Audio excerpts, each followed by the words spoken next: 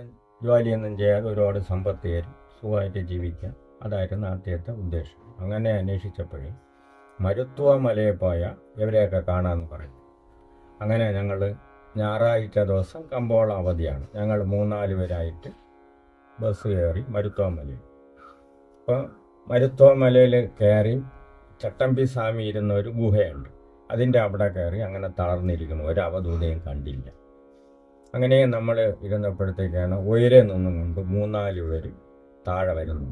അപ്പം അതിൽ ശിവാനന്ദ സ്വാമിയുടെ പരമ്പരയിൽപ്പെട്ട വളരെ പഴക്കം ചെന്ന അന്ന് 82 വയസ്സായ ഒരാൾ, നരുവാമൂട്ടിൽ വൈദ്യവും ഇതെല്ലാം ഇട്ടിരിക്കുന്ന ഒരാൾ, ജഡയൊക്കെ അദ്ദേഹവും നെടുമങ്ങാട് നീലാണ്ടപിള്ള എന്ന് പറയുന്ന ഒരാളുമായിട്ട് ഇറങ്ങിപ്പറ്റി നമ്മളെ കാണുന്നത് സംസാരിക്കും.